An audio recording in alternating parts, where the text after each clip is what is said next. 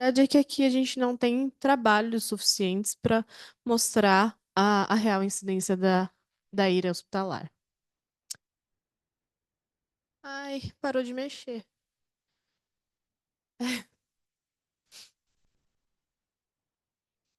Acho que tem que clicar em cima. Aí, foi. Quando a gente vai, então, na verdade, para leito de terapia intensiva, tá? Esse é o AQI-API, um trabalho com mais de 97 leitos de terapia intensiva em mais de 33 países e que recrutou mais de 1.800 pacientes. Um trabalho já publicado em 2015, vai começar a recrutar agora o segundo, que a gente vai ser centro, tá? De estudo.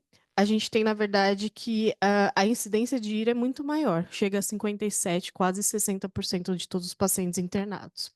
E as causas mais comuns demonstradas foram sepse, hipovolemia, nefrotoxicidade e choque cardiogênico. A gente tem diversos trabalhos, mas esse é um dos maiores, com maior número de pacientes, tá? Mais de 20 mil pacientes admitidos em UTI, um trabalho canadense. E o que a gente pode ver é que a incidência da ira dialítica, ela aumenta ano a ano, tá? Aqui ele divide em hospitais, escolas e hospitais não escolas, mas o efeito é bem semelhante. Quando a gente fala, então, de pacientes em leito de terapia intensiva, 15% de todos os pacientes internados vão precisar de diálise em algum momento, tá? Essa incidência foi muito maior na pandemia com Covid, chegou a 20, até 45%, os trabalhos demonstrando de pacientes que necessitaram de diálise em UTI, e a mortalidade desses pacientes supera 50%. Esse aqui é um trabalho bem legal, recente, tá? Publicado esse ano, em que foi feito pelo grupo de terapia intensiva europeu, em que eles fizeram uma pesquisa. A gente pode ver aqui, ó, melhor, tá? Todos os continentes participaram, a grande maioria das pessoas que era um questionário, na verdade. E aí, os prescritores de diálise tinham que responder algumas questões. A grande maioria de respostas veio realmente da Europa, mas a gente contempla aí todos os continentes. O que que eles perguntaram? Quem que prescreve a diálise no seu leito de UTI? Tá? Quase mais de 60% dos que responderam eram intensivista, na verdade, tá? 60% aí quase também faziam até 5 diálises intermitentes por mês só nas suas unidades de UTI. E a maioria deles, ó, quase 60% também faziam mais que 6 diálises contínuas por mês, tá?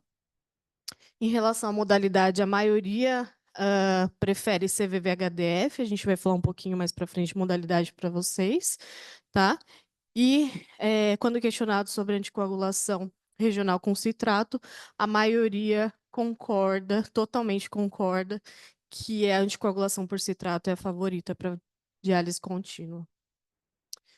E aí, quando a gente vai ver em que cenários eles preferem a diálise contínua ao invés de diálise intermitente e SLED, né? A gente tem principalmente em cenários de choque séptico, instabilidade hemodinâmica, né?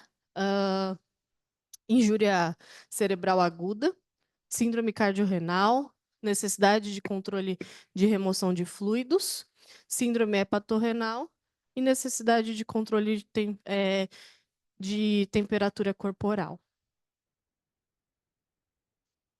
Quando a gente fala um pouquinho da história da contínua e também do nome, tá? Hoje o que vocês vão ver é CVV. Por quê? Atualmente, contínuos venos, ou seja, a gente cateteriza a veia. E a gente tem a saída do sangue e o retorno do sangue pela própria veia, mas nem sempre foi assim. Então, a gente tem as primeiras contínuas artério-venosas, e eram CAV, tá? Então, a gente realmente cateterizava uma artéria e fazia o retorno na veia. Esse aqui são fotos de Vicenza, do professor Ronco, em que ele fazia a primeira CAV em adulto, em 77, e a primeira CAV em criança, neonatal, em Vicenza. Em relação aos equipamentos, então as primeiras contínuas foram feitas na década de 80, tá? A primeira geração de máquinas vem ali no começo da década de 90, e no meados da década de 95 a gente tem a segunda geração, e no começo dos anos 2000, a terceira geração, que é a Prisma Flex, que é a que vocês conhecem hoje aqui. Quando isso evolui para meados de 2005, a gente começa a ter outros suportes de órgãos, como a hepática, com a Mars, por exemplo. Isso evolui para suporte de outros órgãos, como, por exemplo, a parte pulmonar, com membrana extratora de CO2, por exemplo. Ah, Em meados de 2015, a gente tem a quarta geração de máquinas de diálise contínua, e hoje a gente tem o que a gente chama de suporte multiórgãos, tanto hepático quanto pulmonar associados. O que a gente sabe, né, dos trabalhos anteriores é que a gente não tem diferença de desfechos entre diálises contínuas e diálises intermitentes. Mas o que a gente tem de novo, né? Esses foram os trabalhos publicados nos últimos 3 anos, em que eles fizeram revisões de trabalhos anteriores, ou seja, fizeram, não revisões, mas análises secundárias. Esse aqui vocês vão ver mais para frente, que é o estudo Atene e o Renal. São trabalhos de dose de diálise, que eu vou falar um pouquinho mais para frente, mas eles revisaram e fizeram uma análise secundária, comparando os pacientes que dialisaram em diálise contínua versus os pacientes que dialisaram em diálise intermitente. E o que eles encontraram foi que os pacientes que utilizaram diálise contínua tiveram maior número de dias livres de diálise no dia 28, tá? Eu achei bem legal essa representação gráfica. Então, aqui, em vermelho, os pacientes que precisavam de diálise ou que morreram, tá? E em azul, aqueles que não precisavam mais de terapia renal substitutiva. A mesma coisa foi feita com os trabalhos do Akiki e o Ideal ICU, que vocês já conhecem, tá? Que são trabalhos de diálise precoce ou tardia. E aí, o que que eles viram?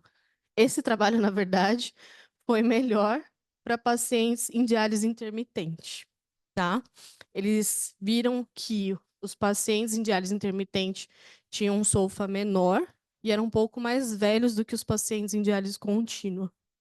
Mas eles fizeram uma análise com propensity score para igualar esses dois grupos, e mesmo assim essa diferença se manteve. Então, o que a gente percebe é que a diálise intermitente foi um pouco melhor nos pacientes, principalmente com SOFA menores, ou seja, pacientes menos graves, tá? E aqui a gente tem uma análise secundária também do START-AKI, que também é o grande trabalho, não o último, mas o grande trabalho de diálise que compara precoce e diálise tardia, com quase 3.000 pacientes randomizados, tá? Eles compararam somente os pacientes que receberam diálise. Então, 2.300 pacientes que foram divididos em grupo que receberam contínua versus os pacientes que receberam diálise intermitente. E aí aqui também, os pacientes em diálise contínua eram pacientes mais graves. Eles tinham um SOFA score mais alto e eram pacientes mais jovens também. E aqui, de novo, eles fazem uma análise com propensity score para igualar os dois grupos, tá? E mesmo depois dessa análise, o que que eles percebem? O desfecho primário, composto por morte e dependência de diálise com 90 dias, foi menor nos pacientes com diálise contínua, tá? Mas isso principalmente puxado por dependência de diálise. Então, os pacientes com diálise contínua após 90 dias, tá? Tinham menor dependência de diálise do que em diálise intermitente. Além disso, eles tinham mais dias livres no dia 28 de terapia intensiva e de alta hospitalar, né? De dias livres de hospital no dia 90, tá? Então, falando de contínuo especificamente, quais são as vantagens? A gente tem menos risco de hipotensão, tá?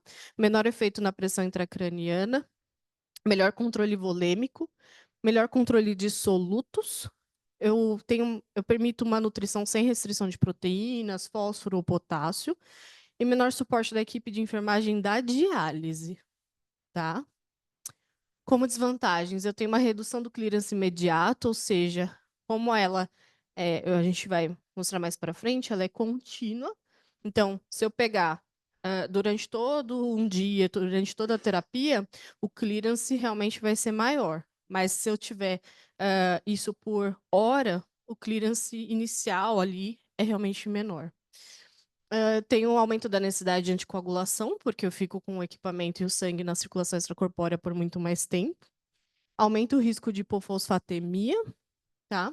Eu tenho a necessidade de catéter. Ah,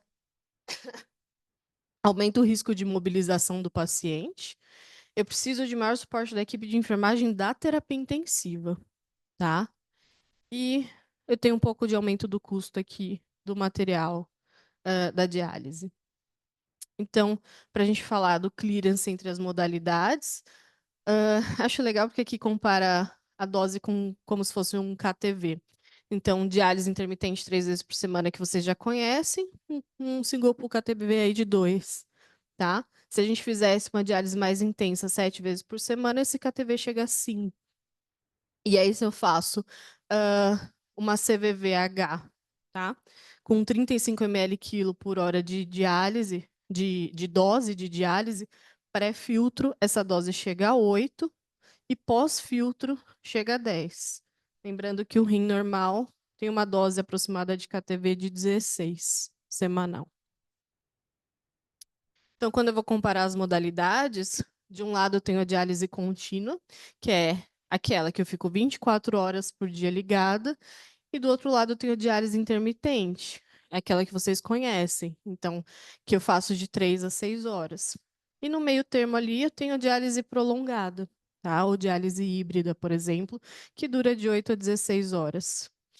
E aqui eu, então, quando eu comparo o fluxo de sangue, eu posso perceber que na diálise intermitente eu vou ter fluxos muito mais altos, né? Então, é o que vocês veem lá na diálise do salão, por exemplo, 300, 400 de fluxo de sangue, enquanto na diálise contínua eu vou ter fluxos de 100, 100, 150, 200, quando a gente chega a fluxos muito altos, tá? Ah, o fluxo do dialisato também tem fluxos muito elevados na diálise intermitente, enquanto na diálise contínua, isso aí gira em torno de 17 a 100 ml por minuto. Então, aqui a gente já consegue ver por que eu tenho diminuição na instabilidade hemodinâmica desse paciente, tá? E a quantidade de ultrafiltração, também em ml por minuto, é muito maior na diálise intermitente comparado com as terapias contínuas. E a terapia intermitente prolongada é aquela terapia que fica ali, nem no meio termo. Nem um fluxo de sangue tão alto, mas nem tão baixo, um fluxo de alisato também intermediário, assim como as taxas de remoção de ultrafiltração. As indicações de terapia renal contínua, a gente tem as mesmas indicações que a gente teria em qualquer indicação de terapia renal, tá? Mas no contexto de instabilidade hemodinâmica. Então, que vocês já conhecem: hipercalemia, acidose metabólica, hipervolemia refratária, uremia, intoxicações exógenas e oliguria persistente. Mas tudo isso naquele contexto de instabilidade hemodinâmica. E a gente vai ter indicações de diálise contínua específicas pelo método. Então, as disnatremias, principalmente aquelas com sódio sérico muito baixo ou muito alto, tá? Na literatura se refere menor que 120, maior que 165. Vocês sabem que a máquina de diálise intermitente, ela não regula tão bem, ela tem um limiar, tá? Nessa questão do sódio. Pacientes com hipertensão intracraniana ou condições associadas ao risco de elevação da pressão intracraniana, como naqueles pacientes hepatopatas, com insuficiência hepática aguda, por exemplo. Falência cardiopulmonar, em que eu preciso associar outros suportes orgânicos, como a ECMO, por exemplo, em que eu consigo fazer um circuito único de diálise contínua associado à ECMO. Suporte artificial de órgãos como cardiopatia, hepatopatia. Vocês viram que a gente tem hoje suporte hepático, tá? Remoção de solutos devido lise celular, alguns autores colocam como rabdomiólise, síndrome de lise celular, principalmente porque eu consigo remover mioglobina com determinados com determinadas membranas, e remoção alta de fluidos, quando eu tenho um balanço hídrico muito positivo, que está associado ao aumento da mortalidade. Isso a gente já sabe, então, né? Em lei de terapia intensiva, a sobrecarga de volume é associada ao aumento da mortalidade. Então, aqui a gente consegue ver bem a sobrevida dos pacientes que têm hipervolemia comparado com os pacientes que não têm hipervolemia. Isso acontece também tanto nos pacientes não dialisados, então aqui a quantidade em porcentagem de peso que eu tenho acima, que eu ganhei do paciente. Então, aqueles que não têm ganho de peso, e aqui eu começo 10%, 20% e mais que 20%.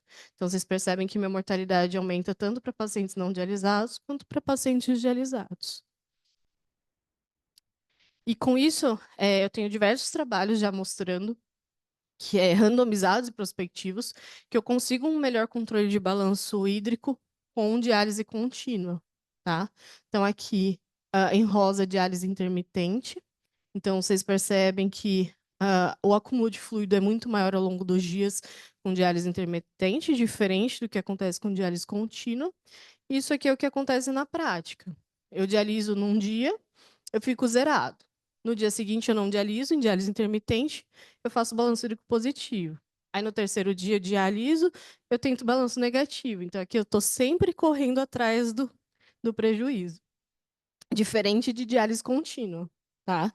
Em que, uma vez que eu liguei, eu consigo permanecer naquela remoção de fluidos e fechando sempre um balanço negativo para esse paciente. Em relação à hipertensão intracraniana, a gente também já tem vários trabalhos mostrando que a pressão intracraniana aumenta durante a diálise intermitente. Então, aqui o gráfico representando a diálise intermitente, e o que eu posso ver é que realmente eu tenho aumento. Nesse caso aqui, até, ele precisou de várias intervenções com uso de manitol, diferente do que acontece com a pressão intracraniana durante a diálise contínua, tá? Aqui até é um gráfico também, mostrando em rosa a diálise intermitente e o aumento da pressão intracraniana versus a diálise contínua, em que ela se mantém estável. E por que que isso é prejudicial, né? A gente sabe que a pressão de perfusão cerebral nada mais é do que a pressão arterial média menos a pressão intracraniana. Então, aqui, uma diálise intermitente, que eu aumento a pressão intracraniana, eu acabo diminuindo muito a pressão de perfusão cerebral. E isso é muito ruim naqueles pacientes em que eu estou lutando naquele neurocrítico para tentar manter e deixá-lo com a melhor pressão de perfusão ideal, tá? Isso a gente sabe porque existe uma queda da osmolaridade muito mais intensa, tá? Muito mais rápida e muito mais acentuada na diálise intermitente do que com a diálise contínua. Em relação à modalidade, eu deixei esses slides mais para os R3, na verdade, tá? Então, a gente sabe, vocês já sabem que a gente tem a hemodiálise, que praticamente eu tenho a troca de solutos por difusão. Então, eu tenho, em mecanismo, lembra, contrário, entra o sangue por um lado e sai pelo outro, enquanto o dialisato entra aqui em direções opostas. Esse mecanismo sai, então, os solutos atravessa a membrana, né? Do meio mais concentrado para o meio menos concentrado. E lembrando que eu tenho principalmente remoção de moléculas pequenas, tá? Isso aqui a gente chama de hemodiálise. Quando eu tenho a convecção, vocês podem perceber que eu não tenho o fluxo de dialisato, tá? O que acontece, na verdade, é um aumento de pressão aqui no compartimento sanguíneo. E com isso eu tenho o arraste do plasma. E com isso eu tenho também não só a retirada de moléculas pequenas, mas também de água e de moléculas médias. Então, isso aqui a gente chama de convecção e a gente chama de hemofiltração, tá? E aí, quando eu tenho a associação das duas modalidades, eu vou chamar de hemodiafiltração, tá? Lembrando que atualmente a gente também tem outros tipos de membranas, como a Miriam Cutoff e a Rai Cutoff, E a grande diferença é pela densidade dos poros. Então, eles são maiores, tá? Na Raikkonen, a distribuição também ela é diferente. E com isso a gente pode perceber que por conta dessa diferença de membrana, a gente consegue tirar na Miran-Kutoff moléculas aí de tamanhos intermediários um pouco maiores, e na Raikkonen ainda mais. E aí eu acabo tendo até um pouco de perda de albumina. Então, esse gráfico compara bem, tá, as diversas membranas. Então, aqui é de baixo fluxo, que hoje a gente praticamente não usa, mas praticamente serve para fazer hemodiálise, ou seja, apenas difusão, tá? A high de alto fluxo, que a gente faz convecção, tudo bem? E aqui a Miran-Kutov, que a gente percebe então que eu tiro realmente moléculas maiores, mas ela não retira albumina, diferente da Raikkonen, que eu também acabo tirando moléculas maiores e eu acabo tendo uma perda um pouco maior de albumina.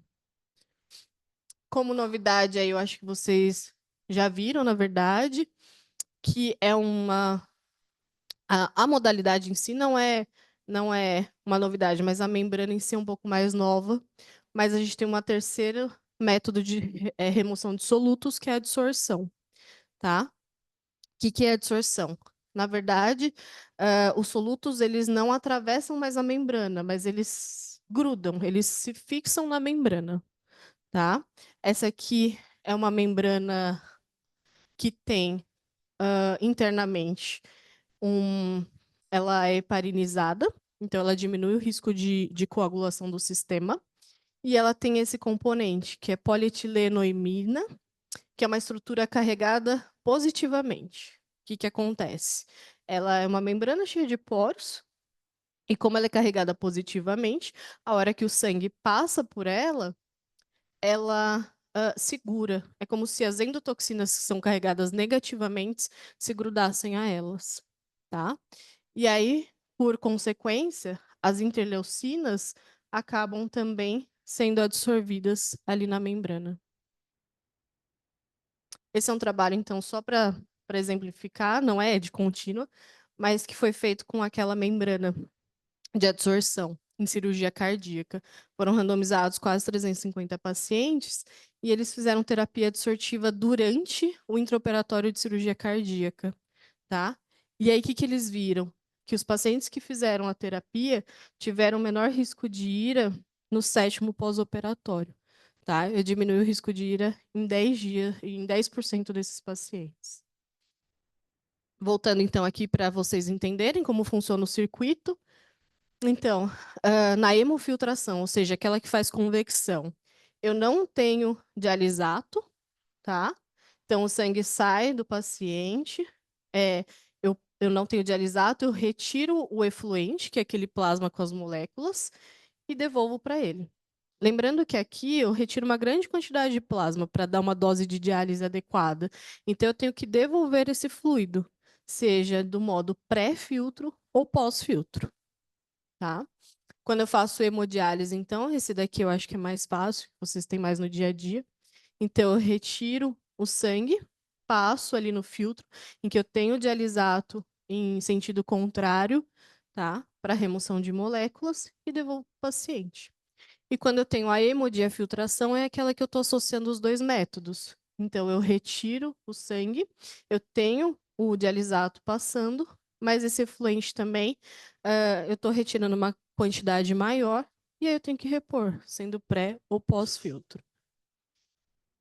Quando eu tenho, esse aqui é um trabalho um pouco mais antigo, mas comparando as modalidades, vocês percebem que depende muito, na verdade, do centro do país e que às vezes eles escolhem fazer HD ou HDF ou até hemofiltração. Esse aqui é aquela mesma pesquisa dos prescritores de diálise, e a gente pode perceber que eles têm uma preferência em associar método convectivo, HDF ou hemofiltração, naqueles casos em que eu quero remover moléculas de tamanho médio, tá? Às vezes nas intoxicações por droga, no choque séptico, lembrando que as interleucinas e os fatores inflamatórios, eles são ali de moléculas de tamanho médio, tá? falando um pouquinho da prescrição, eu vou passar por isso aqui rapidamente, porque acho que essa é uma parte mais prática, vocês têm que ver mais ali na prática, mas eu vou falar de acesso, dose, anticoagulação, a composição dos fluidos e a ultrafiltração. Então, em relação ao acesso vascular, vocês também já sabem. É aquilo lá que o CADIGO orienta. Por que que o CADIGO orienta aquilo? Pelo tempo de patência, na verdade. Pelo tempo sem disfunção, esse trabalho mostra. Então, jugular direito é o sítio inicial, femoral e, por último, jugular esquerdo. Isso em agudos, tá, pessoal? E aqui um trabalho mostrando é bem interessante. Ah, mas femoral infecta mais. Quando é que femoral infecta mais? Principalmente nos pacientes mais obesos, tá? Então, quando eu começo a ter um IMC maior que 27 a 29, ali, dependendo do trabalho, eu realmente começo, então, a ter um risco maior de infecção desse catéter. Em relação à dose de diálise, a gente tem diversos trabalhos ao longo dos anos. Eu vou falar mais especificamente desses três, tá? Que são os de maior N e os trabalhos de maior relevância. A gente tem do professor Ronco, inicialmente com mais de 400 pacientes, e ele comparou, então, a dose de diálise de 20, 35 e 45 ml quilo-hora. O que ele percebeu? No de 20, a dose foi em torno de 17, a dose entregue. Esses pacientes morreram mais, tá? Mas eu não tive diferença de mortalidade nos pacientes entre 35 e 45. E aí vem o ATN e o renal, aqueles dois que a gente já viu uma subanálise no começo da aula, mostrando que tentou comparar, então, 25 versus 40, 20 versus 35, e que eu não tive diferença de desfecho. Então, qual que é a dose ideal hoje? 20 a 25 ml quilo-hora. Lembrando que essa é a dose entregue, tá? Essa é a dose efetiva do que eu tenho que dar. Lembra, qual que é a ideia? A dose efetiva é diferente da dose prescrita. Por quê? Às vezes eu posso prescrever 20 ml por quilo-hora, mas a máquina para, eu tenho que parar para trocar banho, o paciente vai descer para uma tomografia, por exemplo. Então, às vezes a minha dose entregue está ficando um pouco mais baixa. Então, por isso que a gente geralmente faz o quê? A gente prescreve uma dose mais alta para que aquela minha dose entregue realmente esteja nessa faixa, entre 20 e 25 ml quilo-hora.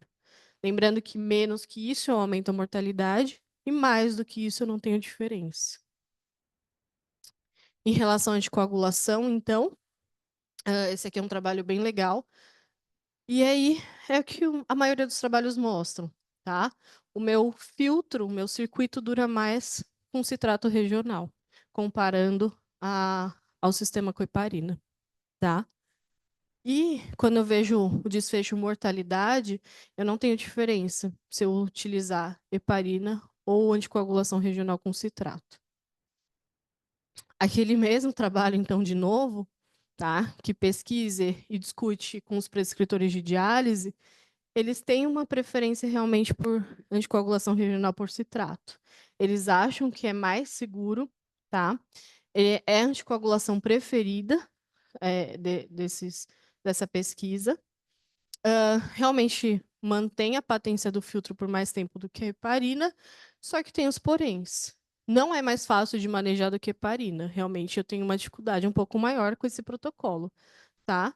E eu tenho um risco aumentado de acúmulo de citrato. Então, quais são os principais riscos? O problema é o risco metabólico do citrato, tá? Eu diminuo o sangramento, porque a anticoagulação é regional, eu consigo alcalinizar o doente, mas eu acabo tendo complicações metabólicas.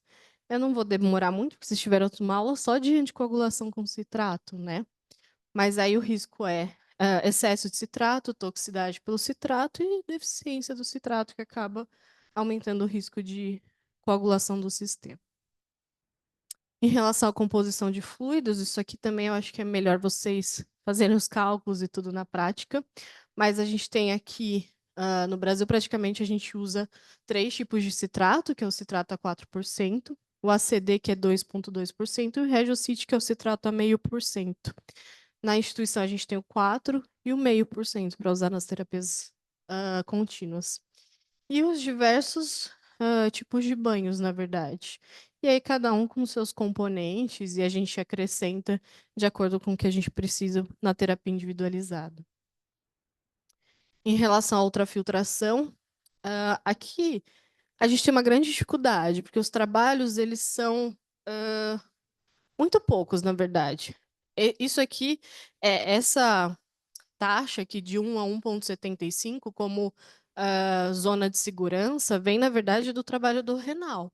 Esse não foi um trabalho feito para avaliação de ultrafiltração, tá? Então, o que eles perceberam? Eles fizeram uma análise e viram que os pacientes que ultrafiltraram menos que 1 ml por quilo-hora ou mais que 1,75 ml quilo-hora tiveram um desfecho desfavorável. Então, é uma curva ali em J ou em U. Mas o que acontece?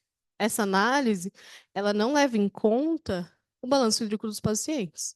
Então, às vezes, não adianta nada eu remover menos fluido, mas o balanço ficar positivo, positivo, positivo, né?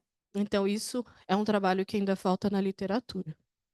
A gente sabe, então, dos diversos problemas, das diversas complicações que a gente tem em todos os órgãos devido à hipervolemia, tá? Mas ultrafiltrar demais também é ruim, tá? Por quê? Porque eu mantenho essa isquemia renal pela própria hipoperfusão e pela própria, às vezes, hipotensão que eu posso fazer o paciente. E isso mantém minha dependência de diálise e aumenta o meu risco de falência renal. Eu diminuo meu fluxo sanguíneo cerebral. Isso aumenta o risco a longo prazo de demência, depressão. Tá? Eu tenho um declínio cognitivo. Do ponto de vista gastrointestinal, eu posso fazer isquemia transitória intestinal com translocação bacteriana e aumentar a inflamação sistêmica e piorar a sepse do paciente. Na parte cardiológica, a gente pode ter isquemia miocárdica, miocárdio stunning, que é o atordoamento cardíaco. Eu posso levar a arritmias e até falência cardíaca. Então, em relação às complicações, já indo aí mais para o final da aula, eu vou ter, então, complicações relacionadas ao catéter, tá? Que isso daqui de qualquer terapia renal substitutiva, como hematoma, hemorragia, posso ter uma fístula arteriovenosa, infecção, trombose e estenose, durante a passagem, pneumotórax ou hemotórax, embolia gasosa, que são intercorrências mais graves, e até lesão de outros órgãos, tá? Aqui acho que a gente já teve até uma aula só de catéter, né? Então, a gente pode ter complicações relacionadas ao circuito extracorpóreo, essa daqui também independente da diálise, tá? Posso ter alergia ao dialisador ou circuito, eu posso ter trombose do circuito e acabar tendo perda volêmica e perda de sangue desse paciente. Posso ter hemólise, embolia gasosa, e aqui, ó, hipotermia é principalmente relacionada à diálise contínua, isso acontece muito, tá? Por quê? Porque eu fico com um sistema extracorpóreo durante 24 horas ligado nesse paciente. Por isso que a gente tem sistemas de aquecimento ali, seja do dialisato, seja do sangue, para diminuir essa incidência. Então, eu tenho distúrbios metabólicos, principalmente quando eu faço anticoagulação regional com citrato. Então, relacionados ao citrato, que a gente já viu, como a alcalose metabólica, por exemplo, ou acidose nos riscos de acúmulo, tá? E aí, distúrbios eletrolíticos, como hipofosfatemia, hipocalemia, hipocalcemia, hipomagnesemia e hipoglicemia. Mas tudo isso a gente consegue corrigir com uma terapia e os solutos individualizados. Então, a gente consegue checar os exames dos pacientes e realmente adaptar para cada um. Além disso, hipotensão, tá?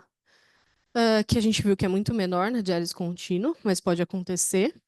Dose inadequada de medicamentos. Então, isso aqui é importante. Vocês viram que o clearance que eu dou de moléculas na diálise contínua é muito maior do que na diálise intermitente, por exemplo.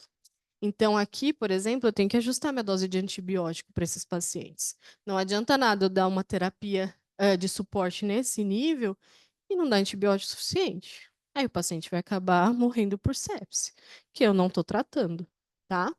E a nutrição também. Então, vocês viram, por exemplo, que a membrana de Haykutoff, ela tira um pouco de albumina. Então, a longo prazo, às vezes eu posso acabar piorando a desnutrição desse paciente. Então, eu realmente tenho que ter uma nutrição e uma necessidade. Lembrando que só de ter ira dialítica, eu tenho uma necessidade proteica aumentada. Por quê? Só porque é um processo catabólico. Então, esse é um processo, na verdade, multidisciplinar. Então, vai envolver a farmácia clínica com a correção de doses de fármacos, de medicamentos, um intensivista que vai estar em cima do paciente, a nutrição para adequar o aporte proteico de nutrientes desses pacientes, a enfermagem, principalmente a enfermagem da terapia intensiva, que é quem vai realmente olhar e cuidar dessa diálise, a fisioterapia, porque isso acontece muito, a gente liga a diálise e eles param de manipular o paciente, aí o catéter apita, aí eles não querem trocar, movimentar o doente no leito. E, na verdade, não. Isso tem que ser feito, tá? E a gente? Acho que é isso. Um resumo de Ares contínua para vocês. E obrigada.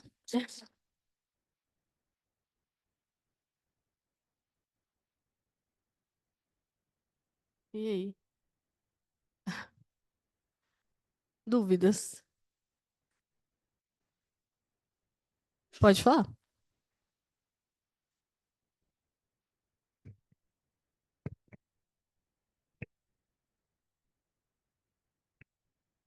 Qual solução de reposição que a gente usa aqui no serviço, doutora?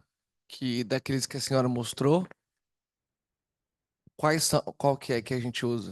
Depende do citrato que a gente está usando. Se a gente usar o citrato a 4%, o que acontece? A gente tem uma carga de sódio muito alta.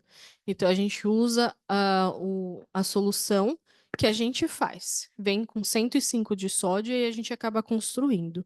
Tá, Se a gente usa o Regiocid, que é o citrato a 0,5%, a gente consegue usar Bifosil, por exemplo, que aí é uma solução já pronta, tá? tá, Com 140 de sódio também. Então, depende. O legal da diálise contínua é isso, é porque a terapia é muito individualizada e você consegue construir a solução que você quer, tá. entendeu? Por exemplo, eu tô de plantão, ele começa a fazer distúrbio eletrolítico, né? Como a senhora mostrou, que é comum.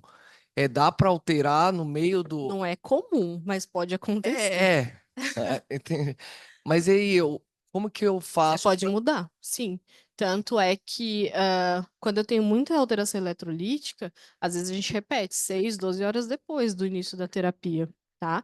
E aí eu consigo mudar de acordo com o que eu tô vendo ali na hora, Tá, tá? É só mudar minha prescrição, com quanto de eletrólito eu quero cada bolsa e pedir para a enfermagem trocar o banho. O banho e a solução de reposição, tá?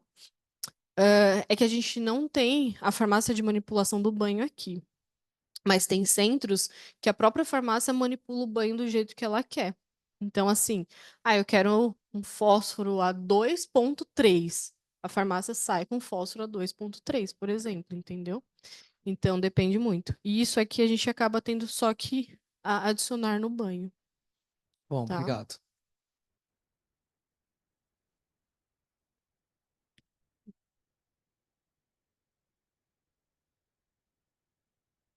Doutora, a senhora chegou a comentar um pouco a respeito de filtros de absorção, né? Uhum.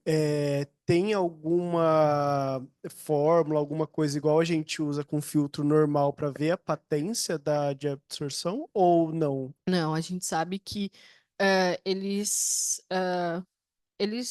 terminam, né? Igual, por exemplo, o cartucho que é até chamado de cartucho de polimixina, a gente sabe que tem uma duração menor. Então você coloca, tem protocolos, uma vez ao dia, eu acabo fazendo duas, entendeu? Mas não tem, não Tipo, tem. delta de hematócrito, essas coisas assim, não... Não. Só se eu fizesse talvez delta de interleucina, não sei, mas eu acho que não tem trabalho nesse sentido, Entendi. Obrigado. tá?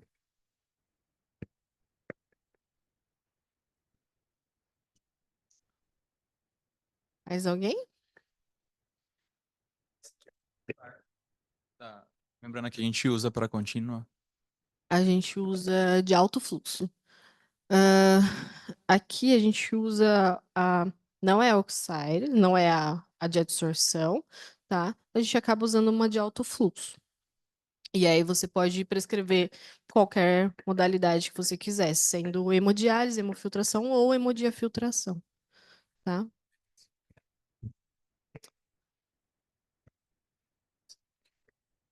Mais alguém? Deixa eu ver se tem alguma pergunta aqui.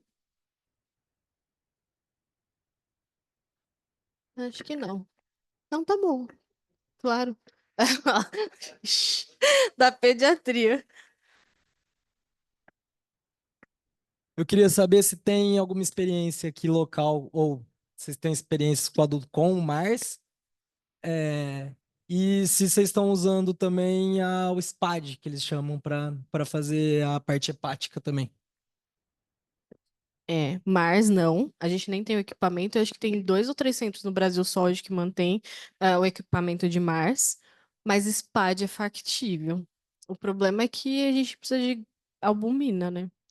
Mas dá para fazer. A gente não fez ainda, mas teoricamente dá para fazer sim, tá?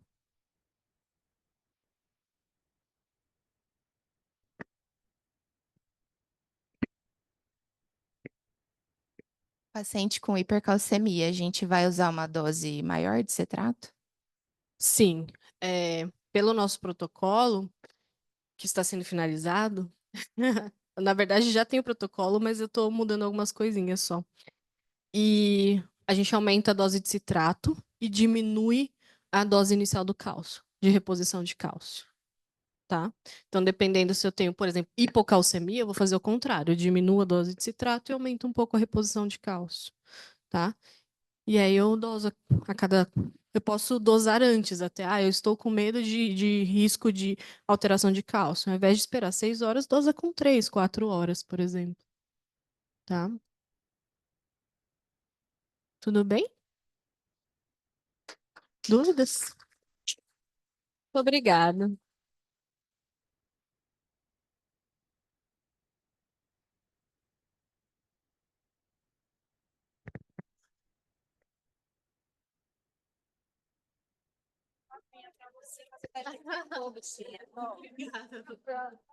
Vou não beber, que eu vou sair correndo pro banheiro. Peraí.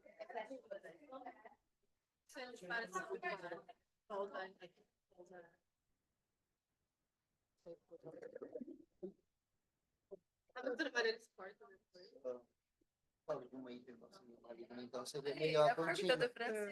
Veio agora, não veio na hora. Não, primeiro que hipercalcemia grave, assim, tem tanto trabalho com diálise, tanto diálise e notificado. Eu quero fazer uma